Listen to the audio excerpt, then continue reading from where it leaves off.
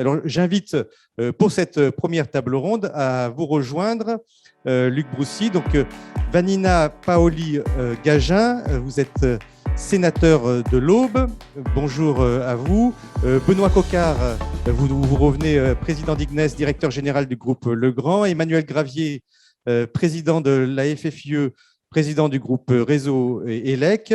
Et en visio également, on a Agnès Firmin-Lebaudot, vous êtes députée de la Seine-Maritime et on va vous avoir avec nous. Alors, commençons peut-être, Benoît Coquard et Emmanuel Gravier, peut-être par décrire l'initiative de cette rencontre. C'est finalement, à la fois vous êtes mobilisés autour de cette rencontre et puis vous avez écrit également un guide.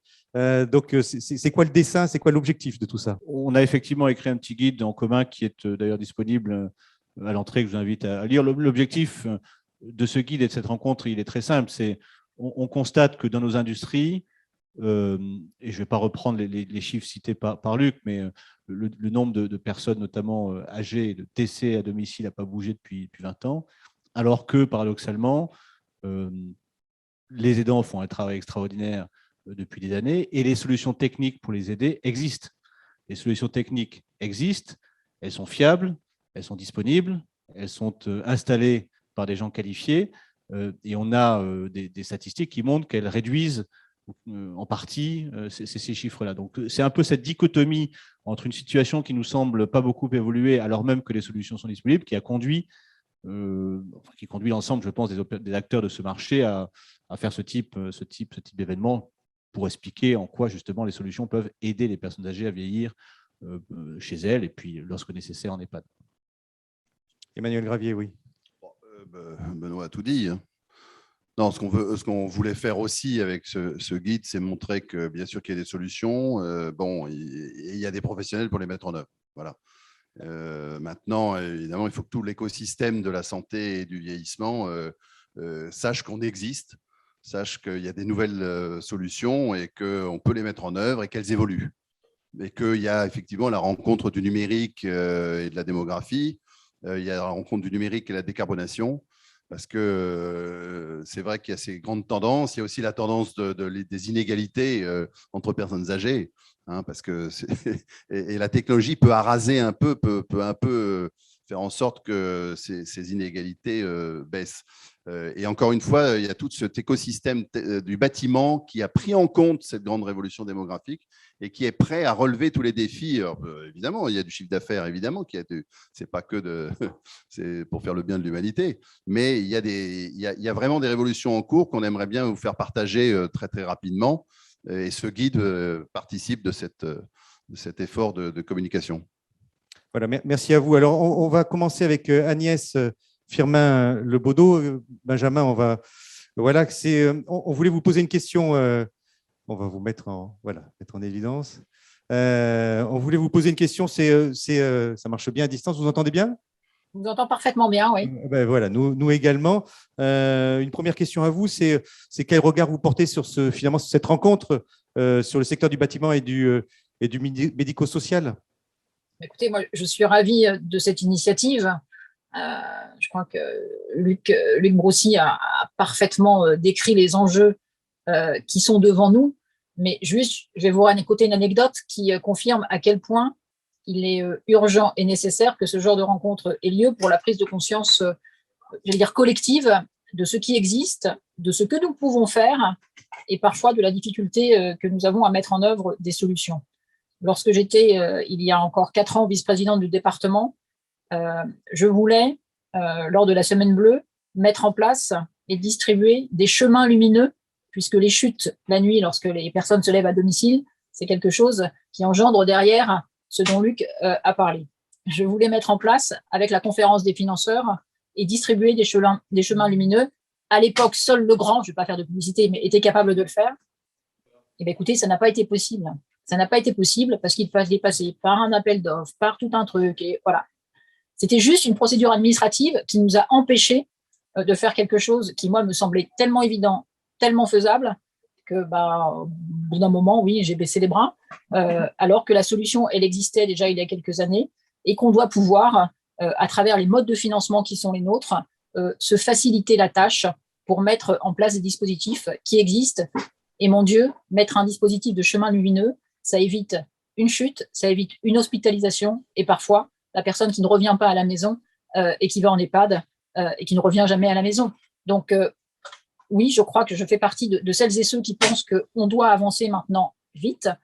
Il est urgent d'avancer et que cette rencontre entre le bâtiment et le secteur du médico-social est un signe supplémentaire des nombreux travaux que nous avons menés, mais c'est surtout un signe supplémentaire de ce que je préconisais avec Charles Leclerc en septembre 2017 sur la nécessité d'une interministérialité de la prise en charge du vieillissement et non pas le voir uniquement par le prisme de la santé, parce que Luc l'a très bien dit, le logement, c'est l'adaptation du logement, mais c'est l'adaptation du logement dans la ville.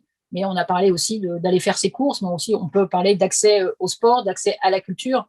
C'est comment on vieillit bien dans sa ville, dans sa maison bien sûr, mais dans sa ville aussi. Et donc les enjeux, ils sont là. Ils sont maintenant, je crois, largement référencés. Les propositions sont nombreuses et presque, il n'y a plus qu'à. Oui, on a aussi des enjeux pour les proches aidants. Est-ce que ça, c'est des sujets sur lesquels vous travaillez également? Parce que finalement, les solutions, elles aident les seniors, mais aussi il y a tous les personnes on a vu, on va le voir sur les chiffres, on a un petit tableau de chiffres. Je crois qu'il y a 11 millions de personnes qui sont proches aidants. Je pars sous votre contrôle, Luc Broussy, ou quelque chose près. Et donc, c'est les enjeux des solutions numériques et domotiques. C'est aussi pour ces personnes-là. C'est aussi pour elles, c'est pour tout le monde. Et l'enjeu des proches aidants est un sujet sur lequel le groupe auquel j'appartiens à l'Assemblée a fortement travaillé, notamment dans l'accompagnement des proches aidants. Mais accompagner les proches aidants, c'est les aider à prendre en charge la personne, qui est souvent parfois leur mari, parfois quelqu'un de la famille, mais c'est aussi leur faciliter au quotidien la tâche. Eh bien oui, je crois que l'intervenant précédent a dit derrière ça, il y a de l'économie. Je crois qu'il faut aussi sortir, nous ne sommes pas dans un monde des bisounours, je crois vraiment qu'il faut aussi sortir de ce spectre-là. La silver economy, la domotique, c'est un milieu innovant qu'il nous faut accompagner parce qu'il permet aussi aux malades de mieux vivre à la maison et aux aidants de mieux prendre en charge les personnes pour lesquelles elles font parfois beaucoup de sacrifices. Voilà, merci à vous, mais on va revenir vers vous. Restez bien connectés. Vanina Paoli-Gagin, dans votre circonscription de la ville de Troyes, je crois qu'il y a une chaire de Silvertech à l'université qui a été mise en place. Alors, nous, on aimerait savoir finalement ce que vous développez, parce que si j'ai bien compris en préparant cette conférence, c'est que les solutions de demain, elles sont développées à l'université de Troyes. Tout à fait. Bonjour à tous. Merci de cette invitation au président Gravier. Je voulais dire que ma présence ici en fait suite à une visite d'une partie de l'équipe des permanents de la FFIE sous la houlette de votre vice-président Pascal Toggenburger qui est de ma circonscription. Je ne suis pas du tout sachante sur le sujet, contrairement à ma collègue députée que vous avez entendue. Mais donc, je vais vous parler de choses concrètes grâce aux deux piliers sur lesquels je m'appuie. Le premier, c'est mon territoire, l'Aube, vous l'avez dit, avec des initiatives dans le domaine de la recherche et de l'innovation qui sont très concrètes sur les sujets qui nous préoccupent aujourd'hui. Et puis, mon autre casquette, c'est celle de rapporteur du budget de l'enseignement supérieur et de la recherche pour la Commission des finances du Sénat. L'innovation est au cœur, effectivement, je pense, des solutions qu'on peut apporter. Et à cet égard, je dirais qu'il faut que les technologies fassent passer l'humain d'abord. Et c'est une chance que nous avons de pouvoir développer à l'échelon européen ce mantra « Human First ». C'est ce que nous faisons à la chaire Silvertech de l'Université de technologie de Troyes, qui est un espace qui croise l'académique, la recherche fondamentale, mais aussi des acteurs socio-économiques, avec pour objectif de développer des connaissances, des produits, des services, des technologies et des formations aussi pour accompagner l'autonomie et la sécurité des personnes âgées. Donc, je vous dirai peut-être après la vision que j'ai sur les deux volets sur lesquels vous avez souhaité qu'on se penche au sein de cette table ronde. On va revenir sur les formations. Peut-être, je voulais vous faire rebondir, Luc Broussy, j'en profite. Il y a plein d'innovations qui ont lieu. J'ai lu dans votre rapport, je vous laisse prendre le micro, j'ai lu dans votre rapport, il va falloir se partager un micro parce qu'on a un deuxième micro qui ne marche pas bien et on ne veut pas prendre le risque. Luc Broussy, sur votre rapport, j'ai vu qu'effectivement, il y a des petites lingettes aussi pour ceux qui veulent. Il y a un maquis aussi d'innovation. C'est une difficulté aussi qu'ont les collectivités de faire des choix. Et je crois que vous proposez des solutions autour de comment faire les choix par rapport à l'ensemble des innovations technologiques. Non, c'est vrai que la bonne nouvelle, c'est qu'il y a énormément d'innovations, beaucoup de startups, beaucoup de living labs, beaucoup de centres universitaires de recherche qui sortent des produits, des technologies nouvelles, mais à la fin, on ne s'y retrouve plus. Et donc, quand une mutuelle, quand un groupe d'EHPAD, quand un département a envie d'avoir une véritable solution concrète, comme Agnès Firmin-Lebaudot qui voulait un chemin lumineux, eh bien, ces institutions sont un peu noyées dans l'ensemble d'une offre extrêmement disséminée. Donc, on a proposé, nous, dans le cadre de la filière, la création de ce qu'on appelle un centre national de preuves qui puisse travailler d'ailleurs en coordination avec les gérontopoles régionaux et au fond filtrer d'une certaine manière, on va dire les mots labellisés, filtrés comme vous voulez. Mais enfin bon, à la fin, il faut qu'on arrive aujourd'hui à sélectionner un peu les produits qui marchent, à les rendre beaucoup plus visibles pour les offreurs de solutions que sont une fois plus les intermédiaires, que sont les mutuelles, les caisses de retraite, les départements et les autres opérateurs. Donc oui, on a besoin là-dessus d'une procédure. Alors, la CNSA, le ministère est plutôt d'accord sur le principe du Centre national de preuves, mais c'est typiquement le genre de choses qui ont pu se retrouver dans une loi qui, pour l'instant, n'existe pas à court terme. Mais enfin, on travaille là-dessus. J'insiste aussi sur la nécessité. Je vais vous raconter une anecdote, puisque Agnès Firmin-Lebaudot y va de ces anecdotes, il n'y a pas de raison que je n'en raconte pas une. Nous étions dans le cadre de mon rapport à Dijon avec Emmanuel Vargon et Brigitte Bourguignon. Et vous savez comment ça se passe dans ces cas-là pour montrer à quel point l'opération Action Logement sur la transformation de baignoire en douche est une grande réussite. On va chez Madame Durand. Voilà, on est à une vingtaine, le préfet, la ministre, le cabinet, tout le monde, 20 chez Madame Durand dans son F2. Donc, c'est un peu serré. Et on dit à Madame Durand, alors, vous êtes contente, Madame Durand, hein, on a changé votre baignoire en douche, hein, Madame Durand, c'est vachement bien. Hein, répondez au bien public là, qui vous photographie, c'est super. Hein. Ouais, c'est pas mal. Mais ce que j'aimerais vraiment bien, c'est avoir mon volet électrique là, que je puisse commander. Voilà. Je trouvais que c'était fantastique cette petite scénette parce qu'on était là pour lui faire dire à quel point notre opération était vachement bien. Et elle disait, bon, ok, très bien, mais moi, ce que je voudrais, c'est ça. Bon. Et c'est la nécessité de bien évaluer les besoins, la nécessité, je le dis dans ce rapport, que les ergothérapeutes soit une profession beaucoup plus responsabilisée, beaucoup plus nombreuse d'ailleurs accessoirement, comme elle l'est dans les pays scandinaves, et que ces ergothérapeutes puissent à la fois avoir une approche du bâtiment, mais de plus en plus maintenant aussi une approche des bonnes technologies pour répondre aux véritables besoins de chacune des personnes. C'est ça, il faut partir des besoins des utilisateurs. Emmanuel Gravier, on va vous donner le micro. Vous vouliez réagir? Je voulais réagir parce que je voudrais aider Madame Durand.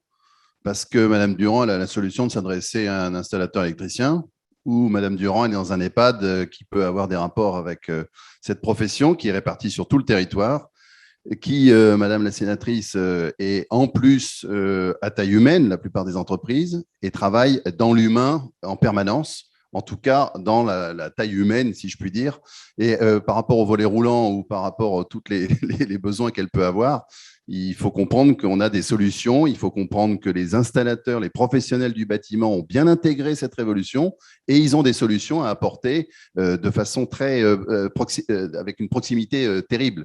Et ils connaissent bien les territoires. C'est extrêmement important, cette histoire de vieillissement, d'insister sur les territoires. Je crois que M. Broussy en a dit un mot. Et de dire que les professionnels du bâtiment et les électriciens, notamment avec les nouvelles technologies, sont en train de se former pour justement rendre la vie des personnes âgées plus agréable à la fois en EHPAD ou chez elles. Donc, Madame Durand, elle a des solutions. En tout cas, effectivement, c'est de l'humain, c'est du concret. Il ne faut pas aller raconter des grandes théories sur ces sujets-là. Sur les territoires, il y a des gens implantés et il y a une économie locale et de contact direct qui fait qu'on apporte des solutions. Donc, il y a des solutions. Hein.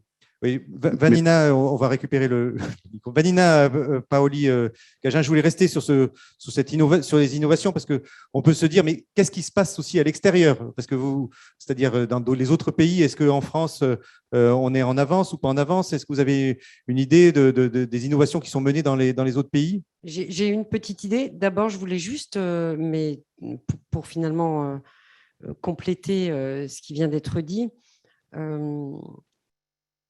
je pense qu'il n'y a pas de réponse standardisée pour le coup et qu'en fait, les réponses sont sur mesure. Et en réfléchissant comme ça, je me suis dit, en fait, les réponses technologiques, elles doivent être en 4D, en 4 dimensions. Quel type d'habitat? Est-ce que c'est du public, du privé? Est-ce que c'est du collectif, de l'individuel? Quel est l'usager? Est-ce qu'il est en vieillissement naturel? Est-ce qu'il a des pathologies particulières? Quels sont ses aidants, etc. Qui sont les investisseurs et les promoteurs? Est-ce que ce sont des collectivités, des bailleurs sociaux, des EHPAD? Et puis ensuite, quelle créativité et quelle innovation? Et là, on revient sur la R&D, le développement par les usages, les retours terrain des usagers. Comme on met au point un logiciel en fait et qu'on débug au gré de l'avancement de l'usage qui en est fait, je pense que c'est la même approche qu'on doit avoir, très sur mesure. Et oui, pour répondre à la veille de la présidence française de l'Union européenne, je pense que naturellement, cette coopération sur les thématiques croisées que nous abordons à l'instant, elle doit être européenne. Et j'ai eu la chance de permettre la finalisation de la V1 d'un programme qui s'appelle Maturo Life, qui a mis au point un certain nombre de technologies basées sur le design artistique et créatif au service des personnes âgées avec des prototypes concrets, un canapé, des pantoufles, des choses très basiques, mais qui allient l'ergonomie, la technologie, avec aussi une dimension qui était complètement gommée en fait par le passé, qui est l'esthétique en fait, parce que c'est pas parce qu'on est vieux qu'on a envie de porter des choses laides ou de s'asseoir dans un canapé qu'on trouve moche. Oui, je crois que c'est ce que disait Luc Broussy. Hein. Nos baby-boomers qui avaient 23 ans, vous disiez en 68, ils voudront avoir des choses design. Benoît Coquart, vous voulez réagir Peut-être deux mots complémentaires sur les solutions elles-mêmes. Vous disiez finalement qu'est-ce qui se passe à l'étranger. Bon. Peut-être donner quelques chiffres. Parmi les nombreuses solutions à disposition, si on veut être un peu concret, on parlait tout à l'heure du chemin lumineux.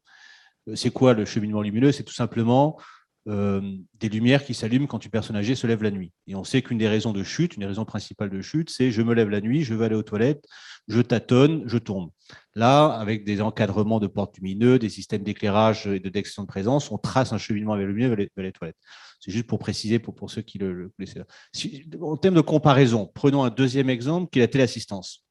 Très pratique la téléassistance. C'est vous avez un problème, vous chutez, automatiquement ou manuellement, ça envoie un signal à un tiers qui va envoyer un aidant ou un professionnel de santé pour vérifier que vous n'avez pas de problème. En France, il y a à peu près 600 000 personnes qui sont connectées à ces systèmes de téléassistance. En Grande-Bretagne, qui n'est pas réputée pour la vigueur de ses politiques publiques, en tout cas récemment, il y en a 1,7 million, 3 fois plus. En Espagne, il y a un taux de pénétration de ces solutions qui est quasiment 2 fois supérieur au taux de pénétration en France. Et dans les deux cas, la raison, elle a été l'impulsion des pouvoirs publics. À un moment donné, sur ces sujets-là, il faut qu'il y ait une impulsion forte des pouvoirs publics par la simplification des aides, par des dispositifs type MaPrimeAdapt ou autres, qui permettent de lancer l'élan. Ensuite, tant mieux s'il se crée derrière, pour reprendre les propos de Madame la députée, un marché solvable. Tant mieux, parce qu'un marché solvable, ça veut dire que pour des gens comme nous, ça entraîne quoi? Ça entraîne de la technologie et ça entraîne des prix qui baissent. Dans les deux cas, c'est au bénéfice de l'utilisateur. Donc voilà, donc d'autres pays ont fait un certain nombre d'avancées. On pourrait, par exemple, s'inspirer de ce qu'ils ont fait, mais je pense qu'on aura un certain nombre de bonnes idées. Voilà, on va continuer. Je vois Luc Broussy vous demander le micro, mais je voulais faire intervenir Agnès Firmin Lebaudot, justement parce que vous parliez de calendrier législatif. Peut-être vous pouvez, on se pose des questions aussi sur comment ça va avancer au niveau législatif. Je crois que le Premier ministre a été très clair. Les possibilités qui s'offrent maintenant pour faire avancer les choses, il nous reste 2 vecteurs législatifs que sont peut-être en ce qui concerne le logement, le projet de loi de finances, et en ce qui concerne d'autres avancées, dans le cadre du PLFSS, et notamment avec la création de la 5e branche, puisque très clairement, de loi grand âge et autonomie ou de loi génération solidaire, il n'y aura pas. Il n'y aura pas pour l'instant, ou finalement vous voyez dans un plus moyen ou long terme? Je crois pouvoir être très clair en disant que la mandature s'arrête en février 2022. Donc, dans cette mandature, il n'y aura pas de loi. Je pense que ça va être un sujet, en tout cas je le souhaite, de la future élection présidentielle. Mais ce qui ne nous empêche pas de continuer, tous les parlementaires fortement engagés dans ce secteur et pour essayer d'apporter des solutions comme nous l'avons fait, et je le redis, mais tous ceux qui nous écoutent ici ne le savent peut-être pas, la 5e branche, elle relève bien de l'initiative parlementaire, car nous souhaitions vraiment avancer, et c'est grâce à cette 5e branche que pour 2022, des mesures pourront être votées, notamment en ce qui concerne l'amélioration de l'habitat, de la prise en charge, de l'accompagnement des aidants, par exemple. Oui. Luc, merci, restez avec nous. Luc Brossy, je voulais vous faire réagir aussi sur ce sujet. J'ai lu dans votre rapport aussi, vous parliez de 3 pays qui sont en avance, vous en parliez, Benoît Coquart, c'est l'Angleterre, le Danemark, la Suède, bon, alors apparemment l'Espagne également, l'Allemagne sur certains sujets, mais enfin, comment, au niveau des solutions, finalement, comment est-ce qu'on est en avance en France? Non, mais je dis, il n'y a pas un pays. C'est vrai que sur l'adaptation des logements, c'est vrai que le gouvernement de Gordon Brown en 2008 avait déjà lancé un grand plan. Donc, c'est vrai que les politiques publiques, quand on veut, on peut. Et donc, de ce point de vue-là, en tout cas sur l'adaptation des logements, l'Angleterre a pris un petit train d'avance. Non, je pensais qu'Agnès Firmin-Lebaudot, depuis hier soir, allait nous dire que la loi grand âge, c'était sûr, mais en 2027 avec Édouard Philippe, président de la République. Mais bon, et peut-être avant, en fait. Mais là où elle a raison, c'est qu'on n'a pas besoin que de cette loi pour avancer. Et donc, je voulais juste apporter ce point de précision. Il y a eu 2 ou 3 réunions interministérielles début juillet à Matignon, donc autour de la création de MaPrimeAdapt'. Donc, ça, c'est possible encore. Il y a eu dans quelques jours une réunion entre l'Élysée et Matignon sur ce sujet précis qui tient à cœur, pour des raisons que j'ignore, au secrétaire général de l'Élysée, au directeur de cabinet du Premier ministre, qui se revoit sur ce sujet précis. Donc, il n'y a pas de loi grand âge, mais il pourrait parfaitement y avoir une avancée législative dans le PLF, comme ça a été dit, sur la création de MaPrimeAdapt'. Et quand on voit le succès de MaPrimeRénov', si on arrive à dupliquer la même simplicité, le même guichet unique, la même universalité de l'aide à l'adaptation des logements pour personnes âgées, on fait véritablement un vrai pas en avant. Oui, c'est ça, parce que MaPrimeAdapt', pour ceux qui ne connaissent pas, parmi les gens du bâtiment, c'est la même chose que MaPrimeRénov', et ça tout le monde connaît dans le bâtiment, c'est ce que vous préconisez, c'est le guichet unique sur lequel, parce que Madame, j'ai pas du son nom, Madame Durand, elle n'a pas envie de se poser la question, elle va voir une personne, et puis après elle doit rentrer dans un dispositif qui est le même, quelle que soit la personne qu'elle va voir, c'est ça le fonctionnement. Le dispositif, Madame Durand, c'est celle de bain, elle le doit au dispositif Action Logement, qui n'existe plus. Bon, mais elle aurait pu très bien taper à la porte de l'ANA, ou bien de sa caisse de retraite, ou bien de son département. À la fin, plus personne n'y comprend rien. Donc, à la fois, il y a aujourd'hui une complexité du dispositif, alors que s'il y avait un guichet unique, on saurait où aller, ce serait une facilité dans l'accès aux droits. Et puis, il y a aussi des critères différents. Moi, je souligne dans le rapport qu'à un moment donné, quand un certain nombre d'aides à l'adaptation de son logement ne sont délivrable qu'à des personnes en JIR 1, 2, 3, 4, c'est un véritable crime contre la prévention. Ça veut dire qu'il faut attendre de se casser 3 fois la figure dans l'escalier pour enfin avoir droit à une aide. Donc ça, c'est pas possible. Manifestement, ce que j'en entends, c'est que les arbitrages qui ont eu lieu sur le sujet dont je parle auraient été plutôt favorables à cette universalité de l'aide, c'est-à-dire qu'à partir d'un certain âge, même en JIR 6, on a le droit à cette aide, en fonction de ses revenus évidemment, mais on a le droit à cette aide. Et moi, j'étais également sur le fait que, y compris une personne qui a des ressources élevées, puisse entrer dans ce système, pas pour l'aider à faire les travaux. Il n'y a pas de finances publiques ne permet pas de financer tout le monde. Donc, c'est normal que pour le financement des travaux, il y ait une condition de ressources. Mais là où je crois qu'il ne faut pas de condition de ressources, c'est au moins sur la visite préalable d'un ergothérapeute. Bon, il semblerait que, ce que j'en ai discuté avec les uns et les autres, c'est que cette condition-là pourrait être universelle. Et donc, du coup, on fait rentrer facilement les gens dans le système. L'idée étant qu'aujourd'hui, vous avez moins de 100 000 adaptations par an. L'idée, c'est d'arriver à 200, 300, 400 000 au fur et à mesure. Nous y mettons, nous, 100 millions d'euros, à peine un peu plus de 100 millions d'euros, quand l'Angleterre, justement, dont on vient de parler, met chaque année dans l'adaptation des logements 580 millions d'euros. Je crois que vous préconisez d'ailleurs 500 millions d'euros ou quelque chose comme ça dans votre rapport. Le chiffre de l'Angleterre. Vanina Paoli-Gagin, je voulais vous faire réagir sur ces propos. Oui, je partage tout à fait cette vision d'universalité et par analogie avec ma prime rénov, en fait, ma prime rénov, ça permet effectivement de faire des économies d'énergie et ma prime adapt, finalement, ça permet à l'État de faire des économies budgétaires quand on se place à moyen terme. Et en fait, tout ce qu'on n'a pas fait au titre de la prévention, on le paye beaucoup plus cher et en termes de confort et de santé de nos aînés et aussi en termes sonnants et trébuchants budgétaires, puisque garder quelqu'un à domicile, c'est en tout cas pour les collectivités, notamment les départements hein, qui ont cette mission, une moindre dépense. Donc, je pense que c'est du gagnant-gagnant. Et juste pour préciser, je pense qu'il faudrait également, en dehors des personnes qui n'ont pas de problème de ressources, effectivement, qui est le même système qui vient de s'ouvrir que celui de ma prime rénov, c'est-à-dire un portage avec une avance de banque partenaire qui finalement, elle, s'occupe, une fois que vous avez passé votre guichet unique, qu'il y a eu un audit, etc., s'occupe du financement, en fait, parce que ça ajoute une couche de complexité supplémentaire. Alors, je voulais continuer, Luc Broussy, avec vous. Effectivement, vous êtes président de France Silver-Eco. Alors là aussi, on voit la nécessité, Luc Broussy, de fédérer des différentes filières ensemble. Hein, c'est ce que nous faisons en ce moment. Donc, d'ailleurs, vous fédérez hein, des multi-secteurs. Est-ce que vous voyez la volonté de travailler ensemble de ces acteurs et comment ça fonctionne? Est-ce que tout le monde est prêt? Oui, alors d'abord, sachez que je suis un aimable besogneux parce que moi, je suis le successeur d'un personnage qui s'appelle Gilles Schnepp, qui est un peu connu dans le secteur, je crois, et qui, en fait, était le premier vice-président de la filière Silver Economy. Donc, c'était quelqu'un qui venait de votre secteur, de chez Legrand en l'occurrence, et qui a été le premier vice-président dès 2014, me semble-t-il, de la filière. Bon, depuis, on lui a donné effectivement, je crois, une importance avec un conseil national de la Silver Economy qui se réunit tous les 2 mois. Il y a à chaque fois 100, 150 personnes qui assistent à nos réunions.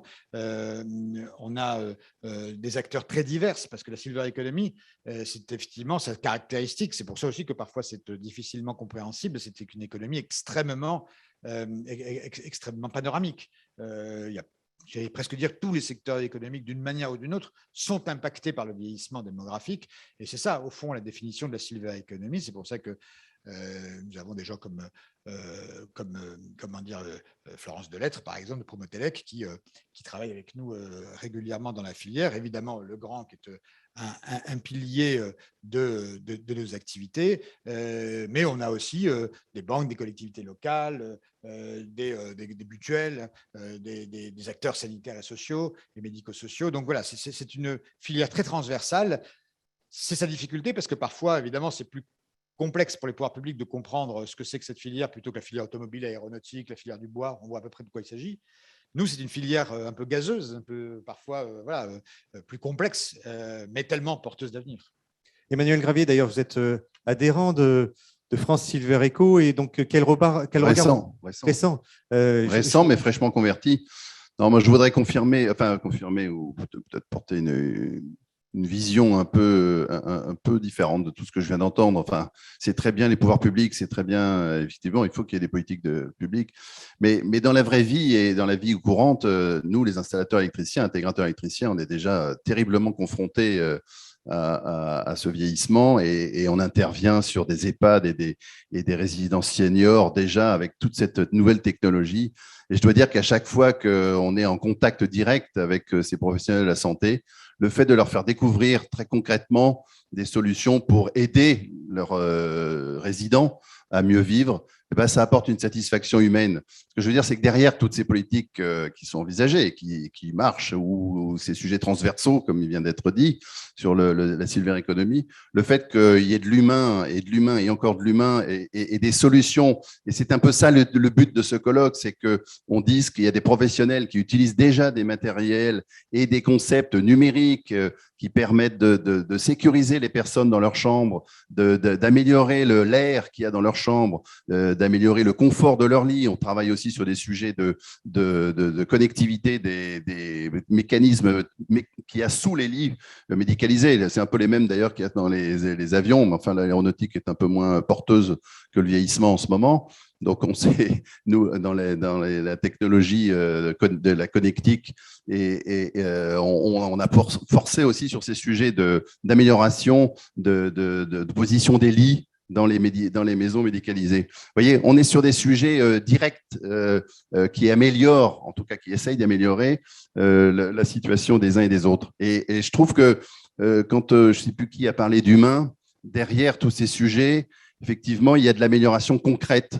Et le bâtiment, le monde du bâtiment, avec toutes ces entreprises moyennes, plutôt moyennes, et en complément de ce que peut faire dans une filière un grand leader, comme il a été cité déjà suffisamment tout de suite, c'est important parce qu'on sert d'intermédiaire entre des besoins concrets et ce que peut proposer la nouvelle technologie. Il y a vraiment des sujets, on est déjà dedans, enfin, et c'est un secteur qui, on estime, c'est pour ça qu'on s'est permis d'adhérer à France Silver Economy, représente pratiquement 20-25% de tout ce qu'on peut faire dans les territoires, peu ou prou sur des logements, parce que les clients même individuels sont âgés, ou commencent à l'être, ou commencent à préparer. C'est surtout en plus ce sujet qui peut s'anticiper. Ça, on est sûr qu'on y sera tous, enfin, si on va jusque-là. Les chiffres parlent d'eux-mêmes. Non, mais entre les institutions, je connais peut-être un peu moins bien là, mais tous ces grands secteurs de la santé et ces maisons médicalisées, seniors, EHPAD, et puis les individus qui peuvent commander, ça représente un secteur qui croît. Hein. C'est pour ça qu'on voulait aussi, avec les constructeurs, attirer l'attention du monde de la santé et du vieillissement sur le fait que c'est important pour nous et on peut en plus améliorer la vie des gens, hein, je le répète. Oui, Benoît Coquart, je vous fais rebondir sur ce sujet. On va après parler un peu formation aussi sur ce sujet. Est-ce que vous pensez qu'il faut un pack de base obligatoire dans les logements neufs? Est-ce qu'il faut rendre obligatoire des dispositifs de prévention dans les EHPAD? Voilà. Est-ce que vous avez un point de vue sur ces sujets? Parce que finalement, ce que disait Emmanuel Gravier, c'est que finalement, ça a commencé, hein, si j'ai bien compris, c'est qu'il y a des choses qui se font, bien entendu. On peut rendre obligatoire, on peut inciter fortement, on peut donner des incitations financières, on peut former, il y a tout un tas, je pense, de dispositifs possibles, et Luc en a décrit un certain nombre dans son rapport. Je crois que ce qui est important d'avoir en tête, c'est que beaucoup de ces solutions-là, évidemment, et c'est l'objectif premier, elles améliorent la vie des gens. Elles permettent notamment aux personnes âgées de continuer à vivre chez elles. Et ce qu'on disait tout à l'heure, 85% des gens souhaitent vieillir chez elles ou chez eux. Deuxièmement, elles améliorent considérablement la vie des aidants, notamment des proches aidants. Et puis troisièmement, et ce n'est pas un gros mot, beaucoup ont un retour sur investissement, accessoirement. C'est-à-dire les chutes dans les EHPAD, mais on peut imaginer que ce soit la même chose à domicile, c'est un coût pour la collectivité de 2 milliards d'euros par an. Parce qu'une chute, c'est une hospitalisation, et on sait que les hospitalisations coûtent cher. Si on peut éviter ne serait-ce que d'un tiers ou de moitié les chutes, mécaniquement, ça fait un impact significatif sur les finances publiques.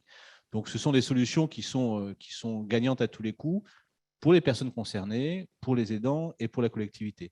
Ensuite, les meilleures façons de les déployer, là, je veux dire, c'est plutôt aux politiques publiques de le déterminer. Est-ce que c'est une obligation? Est-ce que ça met dans la normalisation? On sait que la norme est un outil puissant d'application de préparation des bâtiments de demain. Est-ce que c'est des incitations financières ou autres? Est-ce que c'est une simplification? On l'a dit tout à l'heure, on sait que c'est parfois compliqué de s'y retrouver dans le maquis des aides publiques. Ça, c'est, je pense, à Luc et à ses pairs de le dire.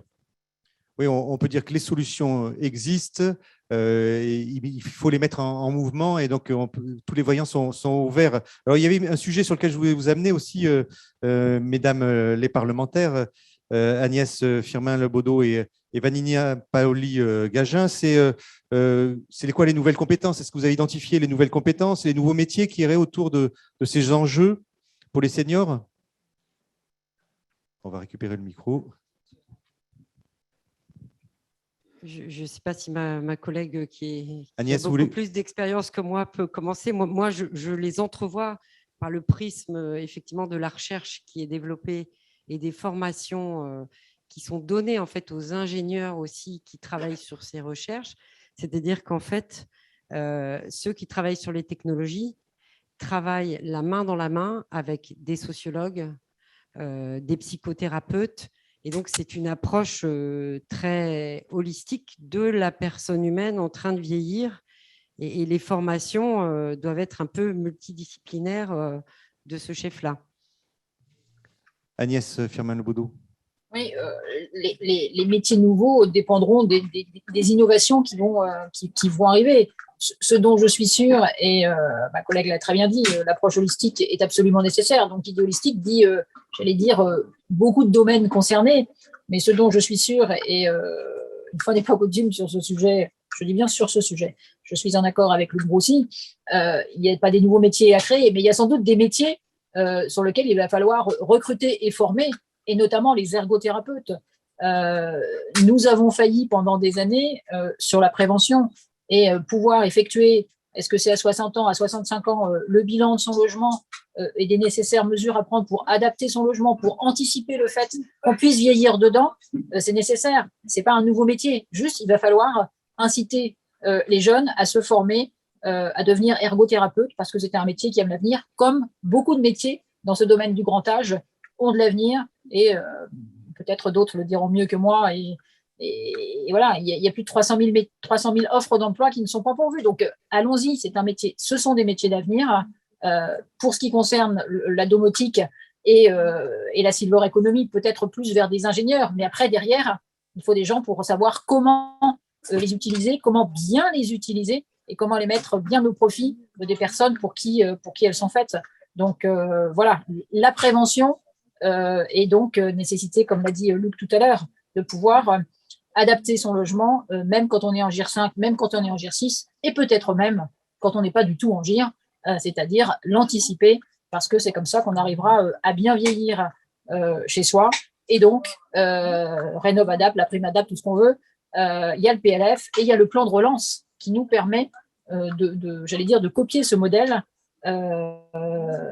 absolument nécessaire pour lancer ce grand plan d'adaptation des logements. Vanina Paoli-Gagin. Oui. Je partage parfaitement. En fait, le plus petit dénominateur commun et le minimum, c'est l'acceptabilité sociale, comme toujours. C'est-à-dire qu'en fait, on pourra développer toutes les technos les plus savantes qu'on souhaite, les habitats les plus connectés qu'on veut bien. Si la personne qui en est l'usager ne les comprend pas, ne les accepte pas, ou les perçoit comme une menace, une intrusion dans sa vie intime, et on aura raté le coche. Donc, c'est pour ça que cette approche multidisciplinaire, en tout cas entre personnes des sciences dures et des sciences molles et des sciences humaines qui vont revenir, je pense, en force après cette pandémie, est indispensable. Oui. Luc Broussy, finalement, sur la formation aussi de ces personnes, il faut qu'on puisse mettre en mouvement plusieurs filières ensemble. Est-ce que vous voyez qu'aujourd'hui, on est bien, on est calé, et on va pouvoir y aller avec, il y a ma prime Adapt? Oui, sur la question de la formation, il y a tout à l'heure, j'ai vu que vous aviez invité Florence Arnez-Momé, qui connaît bien le sujet, je crois, des EHPAD et qui est de la formation. Donc, elle nous dira sûrement si les personnels aujourd'hui sont formés à ces questions-là. En tout cas, on voit bien que dans les services d'aide à domicile, déjà, une aide à domicile avec une tablette numérique, c'est déjà autre chose qu'une aide à domicile sans tablette numérique. Vous voyez, c'est-à-dire, il y a un moment donné où cette question du numérique, on le voit presque symboliquement, valorise la fonction.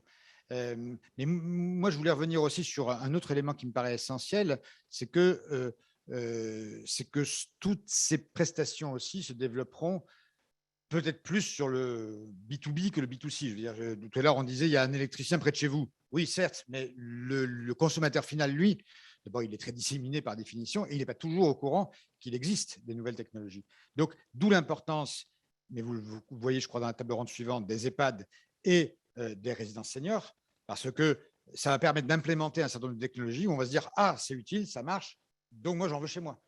Mais c'est aussi un accord avec les bailleurs sociaux, avec l'USH ou autre, qui permet de faire qu'à un moment donné, ce soit le bailleur social qui de lui-même prend l'initiative d'équiper ces logements, d'adapter ces logements avec des nouvelles technologies. Donc voilà, il est quand même très important que quelques corps intermédiaires, je pense aux départements, aux CCAS, aux bailleurs sociaux, aux équipements médico-sociaux, soient peut-être acculturés en premier, parce que ça diffusera de plus en plus ce type d'utilisation, en tout cas l'usage de ces nouveaux outils technologiques.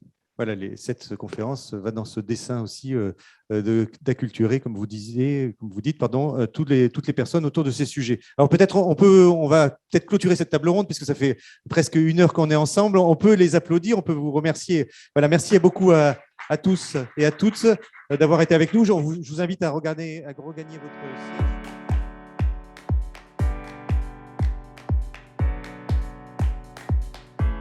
Je vais appeler tout de suite, va me rejoindre Franck Perrault, vice-président de l'AFFB. Bonjour Franck Perrault, et vous allez intervenir pour une parole d'expert sur ce sujet, parce que vous avez écouté cette table ronde, bien entendu. Alors peut-être une petite réaction par rapport aux propos. Oui, merci. Donc oui, première réaction, déjà très heureux que ces deux mondes importants se rencontrent, et je pense que c'est en échangeant qu'on pourra progresser. J'ai quelques points comme ça sur ce qui a été dit qui me viennent rapidement. C'est à quel point, Emmanuel l'a dit, je pense qu'on a un rôle à jouer, parce qu'avec nos 50 000 entreprises, on est présent dans tous les villages, et je crois que c'est très important, on est en contact direct avec nos clients, et pouvoir leur dire que lorsqu'ils vont mettre un volet roulant, on a parlé de volet roulant, on aurait pu parler d'autres choses, il existe des solutions. Je pense anticiper ça, c'est important. Parce que ce qu'on voit bien dans le bâtiment, c'est que par rapport peut-être à d'autres pays, le logement n'est pas qu'un toit. C'est vraiment ancré dans notre culture. C'est peut-être plus vrai, par exemple, dans les pays latins que les pays anglo-saxons. Et où, on l'a bien vu avec la crise, nos concitoyens ont investi massivement dans leur bien-être. Et je pense qu'on a également un rôle à jouer à ce niveau-là. Donc, je pense que ça, c'est un critère important. Et encore une fois, on est force de proposition. Et on parlait également, vous avez parlé il faut que les gens puissent se l'approprier. Je pense également qu'avec les coûts, vous l'avez dit, avec les développements, les coûts vont baisser. Et on voit bien que la domotique, qui au départ paraissait difficile, aujourd'hui, ça devient très, très simple. Je ne parle de personnes âgées, des coussins, des choses comme ça. Donc, tout ça, je pense qu'on ne va pas adapter, mais à nous de faire savoir ce qui existe en complément de nos industriels. Voilà, c'était une première action sur ce qui a été dit. La deuxième, peut-être, c'est le rôle. Alors, c'est vrai qu'il y a un marché, mais je pense qu'on a pu voir, on a beaucoup parlé de MaPrimeRénov', on a parlé d'Action Logement. Ça n'a pas été tout rose du jour au lendemain. C'est-à-dire qu'il faut, et là, je remercie les parlementaires qui ont été présents, il faut un vrai accompagnement. Il faut un accompagnement dans le temps. Il ne faut pas que ça soit un effet d'aubaine. Il ne faut pas qu'on mette une prime pour 2022 sur la domotique. Et voilà, il faut vraiment que les professionnels puissent s'adapter, que les gens puissent prévoir. Donc ça, je pense que c'est important, mais on a bien vu que nos parlementaires avaient bien conscience de ça. Et puis, dans le rapport aussi, il y a donc tout ce phénomène de MaPrimeAdapt. Et je pense que c'est également très important. Oui, alors la FFB mène des réflexions sur là, on est dans le bâtiment du futur. Et donc, ça fait partie du bâtiment du futur, les EHPAD, les logements qu'on va aménager. Vous avez des réflexions sur ces sujets? Tout à fait. On a deux grands sujets à la FFB. On a parlé avant, c'est attirer les populations dans nos métiers. Et l'innovation passe par ça. Donc, on avait depuis longtemps des groupes de travail sur le BIM, sur l'évaluation, etc. Mais là, notre nouveau président Olivier Sailleron a voulu vraiment, on a fait une vraie commission innovation en tant que telle. Donc, c'est Emmanuel Gravier qui en est le président, qui est sensibilisé là-dessus, qui travaille essentiellement sur 3 sujets, mais dont on a déjà parlé, la transition écologique, la révolution numérique, et puis également quelque chose qu'on n'a pas parlé, mais je pense qu'il peut amener quelque chose sur la silver economy, c'est les nouveaux modes de fabrication avec la préfabrication, leur site, etc. Parce que je pense qu'on peut également amener des choses à ce niveau-là qui permettent de faire baisser les coûts et surtout d'amener une solution. On parlait des chemins lumineux, pourquoi pas les prévoir dès le départ et ensuite pouvoir les mettre par la suite. Donc voilà. Et puis tout ça, mais ça c'est un sujet Emmanuel Gravier qui connaît bien, mais peut-être qu'on pourrait rajouter transformation démographique, parce qu'on en a beaucoup parlé. On n'a pas parlé jusqu'à maintenant de commission innovation, c'était un petit peu transversal, mais je pense que c'est un vrai sujet par rapport à ce que l'on a pu entendre. Alors, quand je dis que cette commission est née, certes, elle existe, on a eu un premier colloque à la station F, mais c'est surtout qu'est-ce que ça veut dire quand la Fédé crée une commission comme ça veut dire que ça ruisselle dans l'ensemble des départements, dans l'ensemble des métiers, ça veut dire que l'on a des webinaires, on a des guides, on a des kits de formation, on a des vidéos, et là, sur nos 50 000 entreprises, tous nos adhérents, il y a 1,2 million de personnes qui travaillent dans le bâtiment, on va vers eux, on leur explique ce qui est en train de se passer et ils s'emparent de la solution numérique. Donc, c'est en cela que cette commission est importante. Souvent, le bâtiment n'était pas vu du tout comme un secteur innovant, hein, et pourtant, on l'est. On a toujours su s'adapter. On a eu beaucoup de choses, que ce soit technique, réglementaire. Il a toujours fallu s'adapter. Et je pense que dans l'innovation, on le sait le faire et on le voit déjà avec le nombre aujourd'hui de startups présentes dans le secteur d'activité, alors qu'il y a une dizaine d'années, on en comptait à peine une centaine. Au niveau si on fait un focus là, sur la santé, le médico-social, est-ce qu'il y a des travaux particuliers qui sont menés sur ces sujets-là? Oui, alors on a médico-social et handicap. C'est-à-dire ça fait des années. Je vous rappelle qu'on a quelque chose qui s'appelle Pro de l'accessibilité. Et j'ai également lu le rapport aussi. Moi, j'ai du mal à comprendre que c'est ce décalage entre la senior économie et le handicap. Parce que beaucoup de solutions dans le bâtiment sont complètement liées. D'ailleurs, on a bien vu qu'a priori, dans le rapport qui a été commandé, il n'y a pas le ministre du handicap. Donc, je trouve ça un peu dommage. Donc, nous, on travaille depuis longtemps sur ce sujet-là. On a une personne qui est en charge de ça à la Fédé, Alain Chapuis, qui est très actif. Et donc, c'est quelque chose qui est naturel. Donc, on travaille déjà avec l'ensemble des corps. On travaille également avec des architectes, avec tout le monde pour voir comment adapter le handicap et surtout comment rendre nos logements évolutifs. Donc, c'est quelque chose que l'on maîtrise bien. Et donc, on a quelque chose également, on a parlé de formation, de choses comme ça. On a donc un cycle depuis 2009 qui s'appelle le Pro de l'accessibilité. Et je pense que ces Pro de l'accessibilité qui étaient vraiment pour le handicap, on pourrait peut-être, on en discutera, peut-être donner, avec le développement économique qu'il va avoir, on en a parlé, sur le vieillissement de la population. Je pense qu'on pourrait également, dans ce champ-là, avoir d'autres solutions, plus domotiques, etc. Donc, on travaille déjà depuis de nombreuses années sur ce secteur-là. Oui, vous faites une comparaison entre l'accessibilité et les seniors. Et donc, vous pensez qu'il y a des éléments qui sont transposables directement, finalement, des solutions qui existent déjà dans l'accessibilité, qu'on peut mettre en place aussi chez les seniors. Mais Emmanuel Gravier disait que les solutions étaient déjà en place aussi, que la filière électrique les déploie dans les EHPAD et dans les logements.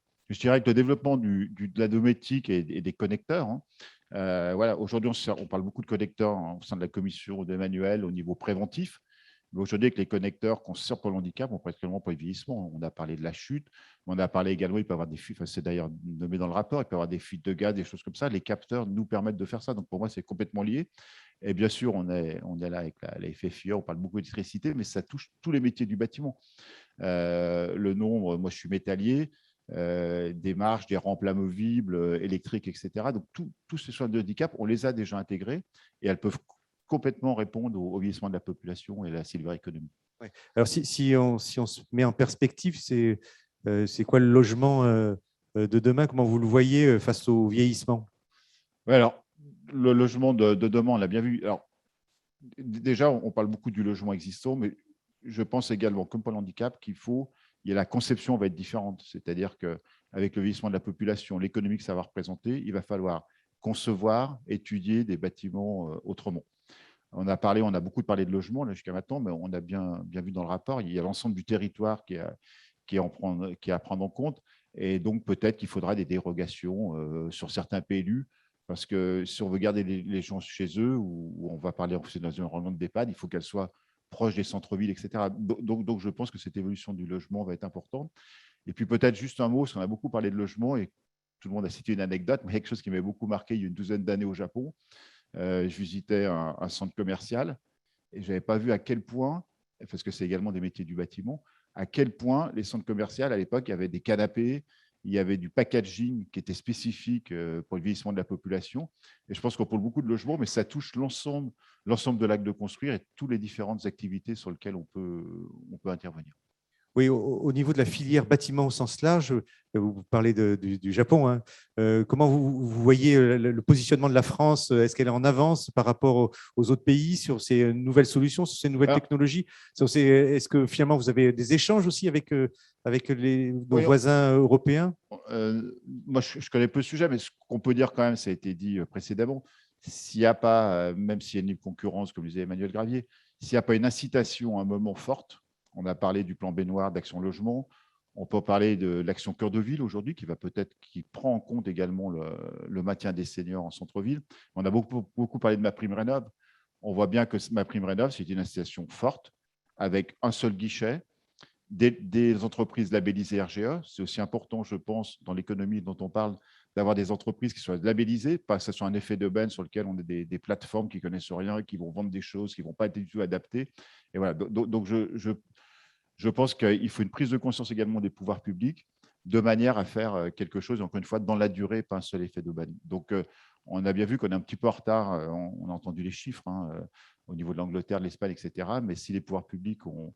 Et puis, on a vu qu'on a des parlementaires motivés pour porter ça. Et au final, c'est quand même une économie pour la société entière. Parce que c'est quelqu'un qui chute. Alors, certes, il y a le coût tout de suite, mais après, on sait qu'il a du mal à se remettre, etc. Donc, voilà, toute cette partie prévention. Mais malheureusement, nous, on va discuter, on va parler, mais je pense qu'à un moment, il faut une incitation publique et vraiment un écosystème total pour qu'on puisse aller plus loin. Oui, pour les parlementaires qui nous écoutent, effectivement, on attend un passage à l'acte sur une loi peut-être future, sur la prochaine mandature, si j'ai bien compris. Voilà, on peut vous remercier beaucoup, Franck Perrault, pour cette parole d'expert.